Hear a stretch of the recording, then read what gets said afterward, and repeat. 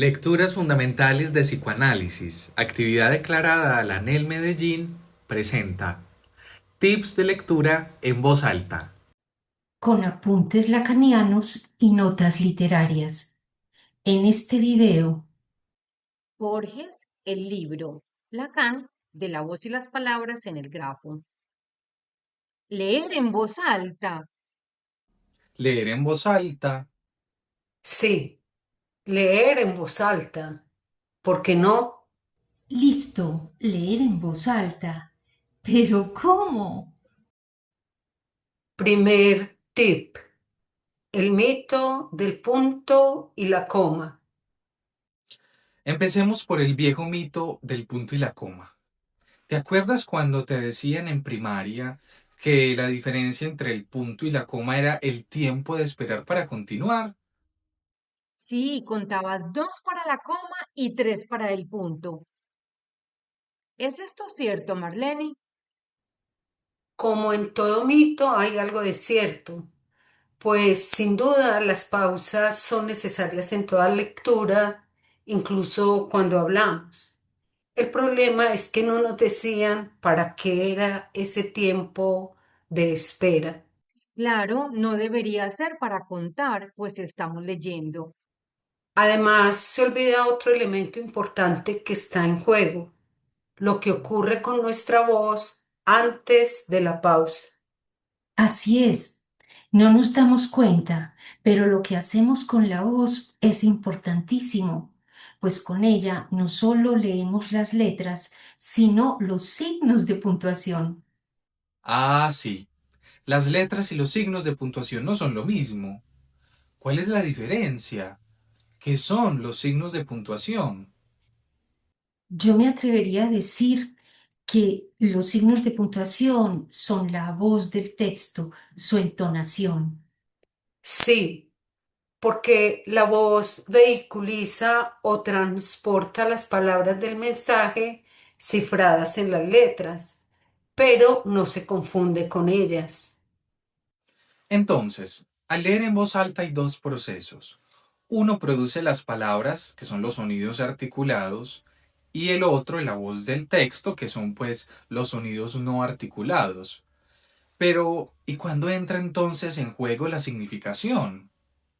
Buena pregunta, porque sí, una cosa es el sonido articulado o no, y otra la significación y el sentido. Así, tanto la entonación del texto como sus palabras tienen dos aspectos, uno puramente fonético, sin significación, y otro significativo, del que se pueden desprender significaciones y sentidos. Ah, ¿cómo así? Te contesto a través de un escritor, Felipe. Jorge Luis Borges, el escritor argentino, cuando quedó ciego a los 50 años, buscó personas que le leyeran en voz alta. Seguramente esas experiencias le permitieron expresar esos dos aspectos de un texto, el fonético y el significativo, de manera muy bella en su conferencia El libro. Del lado puramente fonético, expresa lo siguiente. Emerson dice que una biblioteca es una especie de gabinete mágico. En ese gabinete están encantados los mejores espíritus de la humanidad, pero esperan nuestra palabra para salir de su mudez. Tenemos que abrir el libro, entonces ellos despiertan. ¿Qué son las palabras acostadas en un libro? ¿Qué son esos símbolos muertos? Nada, absolutamente. ¿Qué es un libro si no lo abrimos? Es simplemente un cubo de papel y cuero con hojas, pero si lo leemos ocurre algo raro. Creo que cambia cada vez.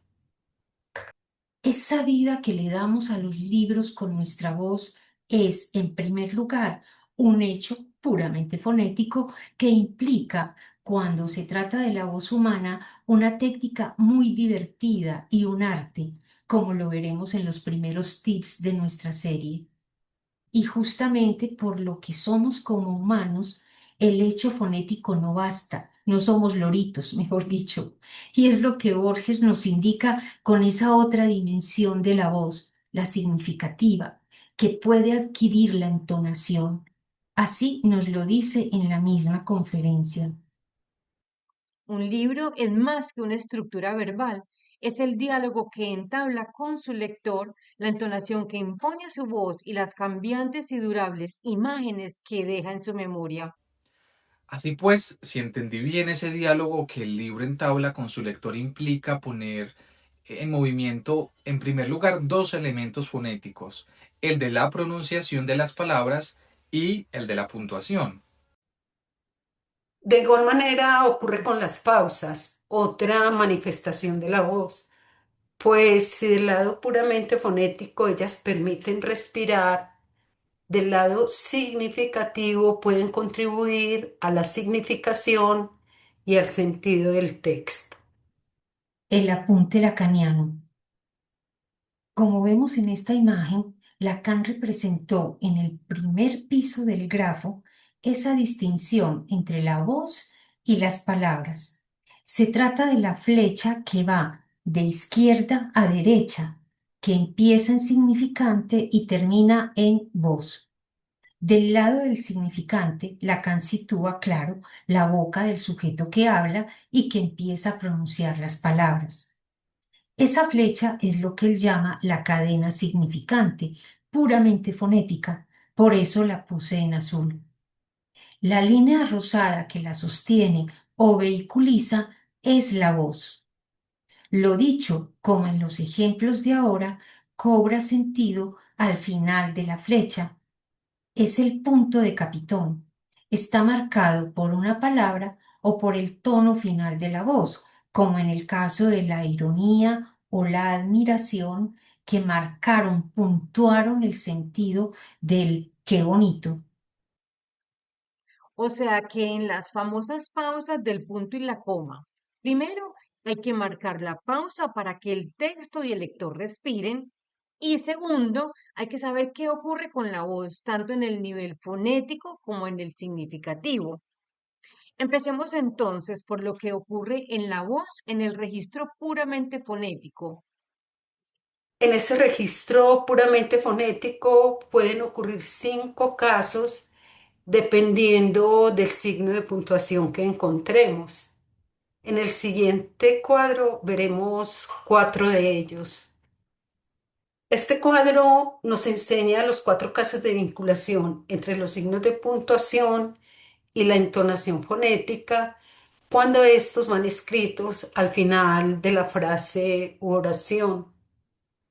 En el primer caso, referido al punto seguido, punto y aparte y 2 puntos, la curva entonativa indica un descenso en la dirección de la voz.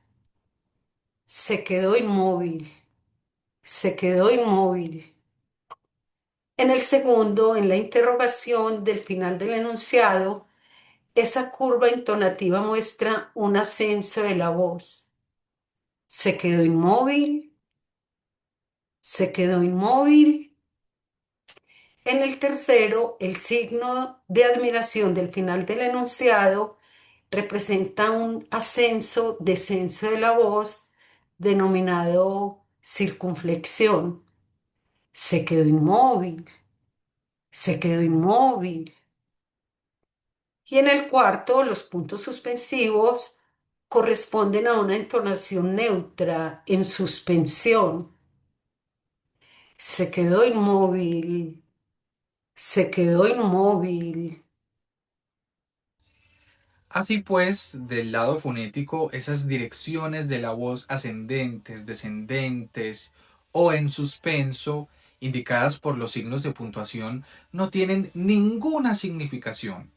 Son como las notas musicales, puro sonido, sin más, y pueden formar, digamos, la partitura de un texto, como veremos enseguida. En estos casos, esas direcciones de la voz se llaman sintonemas terminales, porque indican el tono final de una oración. Sí, hoy el objetivo es que aprendamos a direccionar la voz según la puntuación de los sintonemas terminales, o mejor dicho, que seamos más conscientes de la dirección de nuestra voz al leer. Y para eso vamos a ver un ejemplo concreto con la partitura de nuestra introducción indicada por las flechas y luego haremos una práctica paso a paso. Leer en voz alta. Leer en voz alta. Sí, leer en voz alta. ¿Por qué no? Listo, leer en voz alta. ¿Pero cómo?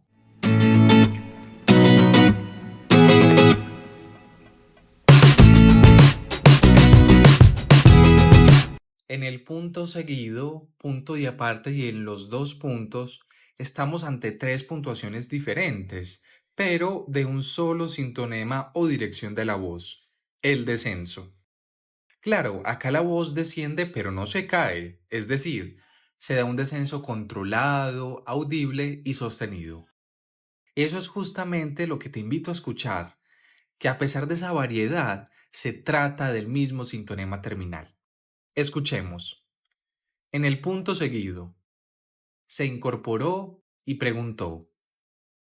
Beatriz Viterbo murió en 1929. Sin rencor, más bien con una amarga ternura, dijo. Respecto a los signos de interrogación, la curva entonativa del sintonema terminal indica un ascenso de la voz del siguiente modo. Pasó el doctor por la casa. ¿Cómo sigue mamá? ¿Hablaste con ella? Está animada, ¿cierto? ¿Sabes lo que quiere, papá? ¿Sabes lo que mandó a buscar? En los signos de exclamación, la voz sube al principio hasta la mitad de la frase y luego desciende. Es el sintonema circunflejo. Escuchémoslo en esta serie de exclamaciones siguiendo el movimiento de la flecha. ¡Qué luz! Ya sabía coger la tonada. Aquí de su oído y su voz. ¡Qué encanto! Yo voy a retomar los puntos suspensivos. Estos los podemos reconocer porque aparecen representados en un texto por 3 puntos seguidos. Pueden ver en estos ejemplos que este signo de puntuación está acompañado de una flecha horizontal que nos indica que la curva entonativa no sube ni baja, por eso se escucha como una suspensión de la voz. Cuando nos encontramos con estos puntos suspensivos, entonces mantenemos una entonación fonética neutral. Pero este sintonema terminal, que indica como los demás el tono final de una oración, tiene una particularidad, pues en algunos casos el tono se suspende pero la oración es retomada, y en otros casos la voz queda suspendida y también la significación. Voy a empezar con 2 ejemplos de la segunda clase, en donde este signo de puntuación deja en suspenso la significación de la oración al suspender la voz, como cuando uno se arrepiente de decir algo o lo olvida. Vive en la calle de las Hijas del Calvario, en la casa de su abuelo, no me acuerdo cómo se llama. Sí, pero... Ahora continúo con 3 ejemplos de este sintonema terminal donde hay suspensión de la voz, pero se retoma la oración y se alcanza el sentido, como cuando hay duda de si terminar una frase o si se quiere corregir la palabra a medio decir. Es que quiero que me escuchéis vos solo. Ah, dia. El blo se le quedó en la garganta. ¿Cómo di entre vais a salir? Y si quieres practicar, enseguida te ofreceremos 2 fragmentos de la obra de teatro Doña Rusita la Soltera o El lenguaje de las flores del escritor español Federico García Lorca. Entonces, antes de empezar, puedes identificar las oraciones por el signo de puntuación final. Una vez lo hayas hecho, puedes escribir la flecha que le corresponde a cada uno de acuerdo con el sintonema terminal. Ahora sí, léela en voz alta teniendo en cuenta el movimiento de la voz en cada sintonema. Reléela escuchando con atención los ascensos y descensos de tu voz. Ahora, si no quedaste a gusto, inténtalo de nuevo hasta sentir la música del fragmento. Y si quedaste contento con tu práctica, nos puedes enviar el audio al correo lecturasfundamentales@gmail.com.